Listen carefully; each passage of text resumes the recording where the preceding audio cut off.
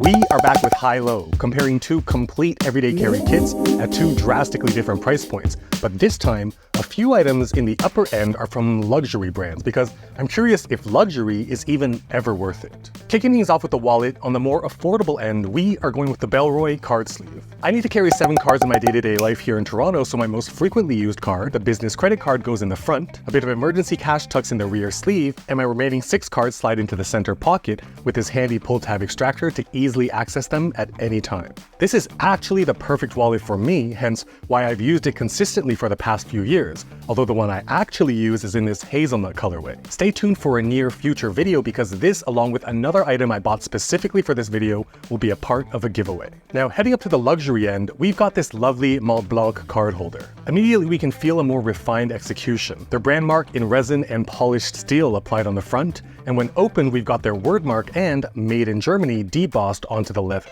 When I say more refined execution, there are other indicators, like how the stitch count is so much higher than that of the Bellroy card sleeve, which in and of itself does not necessarily mean higher quality, but the pinpoint accuracy and straight stitch lines do demonstrate a higher cost in manufacturing and strict quality assurance. When opened, it's got a single sleeve on the left, great for a bit of cash, 2 sleeves on the right for frequently accessed cards, while the accordion pocket here can comfortably store 7 or 8 cards. Holding for the first time making this video, it really does feel elegant in hand. Something I can maybe see myself using for formal events. Maybe? But seeing them together, there's a more than 4 times price difference between the two, and since I'm completely biased, I won't weigh in. Either way, like everything else we'll explore in this video, I've linked them both down in the description in case you want to check them out for yourself. Moving on to the key solution, on the affordable side, we have got the Night Eyes Espioneur number 3 size. Whether it's to have your home keys on one end and car keys on the other for scenarios where you've got your family all buckled in and realize you forgot something inside, to just detach your house keys without shutting the car off. It's one of those weird unicorns where it's affordable with 0 sacrifices. Shooting up to the more expensive end, this one is not luxury, but definitely much more pricey than the Espioneur, and it's the Bellroy key cover. The most common attractiveness of all key solutions like this one is that they eliminate jingling in your pockets while offering more structured organization. What I love about the key cover specifically is that it's an elegant package that features toolless usage. Stretch it out, get the anchor bar through the hole and remove the anchoring ring. Get your keys in one by one and slip that anchoring ring back on for complete confidence. As an added bonus, the very strong magnetic closure ensures everything stays compact and jingle-free, and the D-ring enables us to put our car key on, or what I personally recommend, the Espioneur Micro, for the same benefits as we chopped up before. Bringing both solutions back, we can see that there's a more than 10x price difference. Both fantastic solutions depending on your preferences. Let's talk pocket knives. The more affordable end might come as no surprise. The Victorinox Huntsman is what I find to be one of the best options from Victorinox, offering an awesome meeting point between tool selection and compact pocketability without being too bulky. With all of these tools at your disposal, I've said it before and I'll keep saying it. Regardless of whether or not your work or lifestyle habits benefits from EDCing a knife, a Swiss Army knife of any kind is a great thing to have just at the entrance of your home for random tasks or in the glove box of your car. And coming in at less than $40 the usefulness and value per cubic inch is incredible. But shooting up to the higher end is the Benchmade Osborne, a great S30V steel in a reverse Tonto flat grind, dual thumb stud for ease of opening with either hand, a confident axis lock, and this buttery smooth matte black G10. The Osborne is just so damn gorgeous, and is definitely a big bump up in virtually every category compared to the primary blade on our Victorinox Huntsman. However, most people's blade usages are typically nested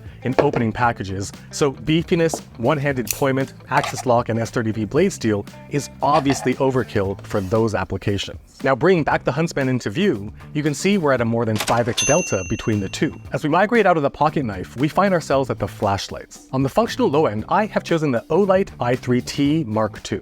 This compact stubby pen form factor packs some really nice surprises, especially since it's just $20. With a standard alkaline AAA battery, the 2 lighting outputs of a soft 5 lumens, suitable for most people's most frequent tasks like looking for something really close that you've dropped nearby, and a near 200 lumen high output that can illuminate 200 feet out. Plenty for things like nighttime dog walks. It also has the must-have for me for an everyday carry flashlight, which is a beam up, or in this case a double-sided clip to enable hands-free illumination by clipping to the brim of my cap. Shooting up to the higher end, we've got the Nightcore EDC27, a really sleek candy bar form factor while inspiring a ton of confidence with this near tactical build quality. I mean, to hold it in your hand, it's like, whoa. With 5 output settings, we've got to take a look. A full press of the small tail switch turns it on at 15 lumens, a half press bumps it up to 65, while the next half press ships 200 lumens out. The final half press sails an impressive 1000 lumens out, which rounds out the regular long-term operation outputs. This larger flush tail switch launches a strobe of 3000 lumens when pressed and held for distance signaling or self-defense applications. Now bring back our budget pick into frame at more than 4 times the price of the i3T Mark II. Oh, and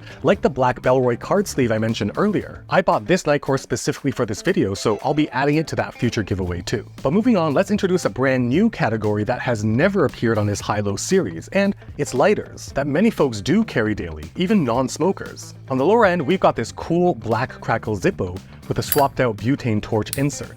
Zippos are just so iconic worldwide, and I still love seeing that Bradford PA, made in USA at the base. As a fidget toy and a near indestructible fire starter, I mean, there's really not much left to be desired from a lighter in my opinion, and this black crackle version with a fantastic hand feel is easily purchasable for less than $20 US, even on Amazon. So if a lighter is something you'd consider to be a part of your EDC, I think a Zippo is a no-brainer based on value alone, let alone the heritage and history. And speaking of heritage and history, we are definitely going luxury with the ST DuPont Line 2 in this black lacquer and palladium finish. Beyond the history and the made in France pedigree, ST DuPont lighters are known primarily for one thing: the satisfying ping when you open them. Here, let me cut the music and put it up to my mic.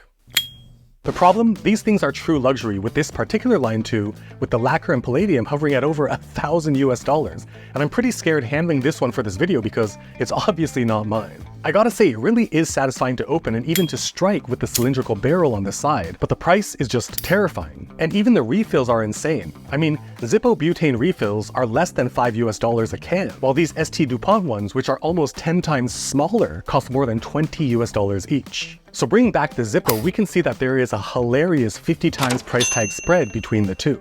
Moving on, we made it to the pens, and on the more affordable end, for this video I've chosen the Kaweco Sport ballpoint pen. It is so satisfying because of its capped compact size, and the short one-thread twist to uncap means it's not annoying but inspires all the confidence you need to ensure it's on there in transit. I love Kaweco's design elements like their octagonal cap, how the caps themselves are adorned with a finial featuring their brand mark, even on their most budget-friendly plastic pieces. The one thing I don't like is that their sport models typically do not come with a clip, and if you want one, they've got to be purchased separately, coming in at $8 or $9 US. For color harmony, I have here the AL Sport with the AL meaning aluminum, which comes in at about $80 US, while their plastic ones, the ones that I personally recommend, come in at about $25. But remember, to add a clip is another $8.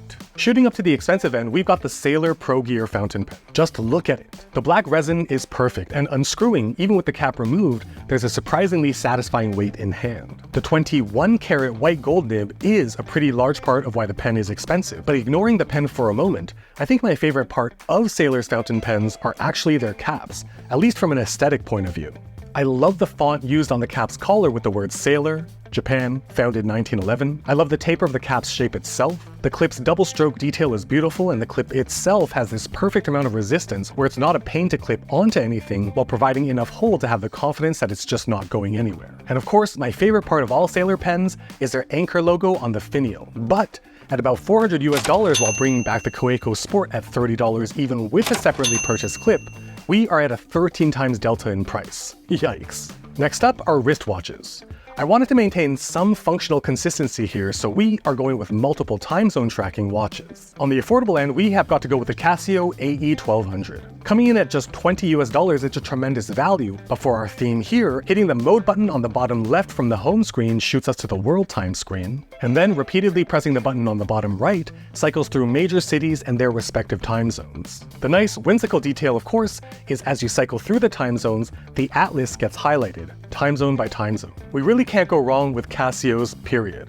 And if you really want my general opinion, every single human being should consider the A168W one. But I digress. Shooting up to the luxury segment, we almost had no choice. Rolex GMT Master II. This is even more terrifying than that ST DuPont lighter because, like that lighter, this watch is not mine. As a travel watch, we have got the GMT hand as well as a rotating 24-hour bezel, enabling us to keep track of 3 different time zones simultaneously if we'd like. Appearance and finishing is one thing, but it's details in hand that really show the difference and dramatic jump when hopping into the luxury segment in wristwatches. I mean, forget the obvious precision and pedigree of the movement for a moment, just the user interface components alone are clearly luxury. The bi-directional rotating GMT bezel on the Rolex indexes in a way that clicks so confidently every single notch over. The screw-down crown is buttery smooth, and unlike budget watches, the crown jumps very confidently and decisively to every single pulled position, whether it's for the GMT hand, time setting, or winding. Add to that the precision of the movement, the handmade and assembled components, the tolerances and quality of the brush finishing and polishing on the case and bracelet. Once you hold one, you instantly feel it. However, bring back our lovely Casio AE1200 from $20 to $10,000 with our GMT Master II. We're at a 500 times price difference, and if we're going to be talking about the primary purpose of a watch, to tell the time, the Casio wins on accuracy hands down because it's a quartz and not mechanical like the Rolex. Plus, if you happen to visit Japan in 2023 and caught the Gachapon releases of Casio ring sets, you can flex on them with this. But looking at both complete kits is a very sobering experience. All of this for $200 compared to a 60x jump for this kit at $12,000. Of course, the huge bulk of that comes from the watch, but even if we remove the watch, we are still at a 10x delta, which begs the question, is luxury ever worth it, even if you can easily afford it? That question is actually a lot easier to answer than you think, and if you want to finally have decisive confidence in every single purchase you make going forward, you will definitely want to watch this video right up here. If you're feeling lucky though, this video down here is the one for you. I'll leave them both on screen for a few seconds so you can choose which one to watch next, but while you're deciding, consider liking, subscribing, and hitting that bell so you'll be notified the moment new videos just like this one drop, including the one where I'm giving away that Bellware wallet as well as that Nightcore flashlight.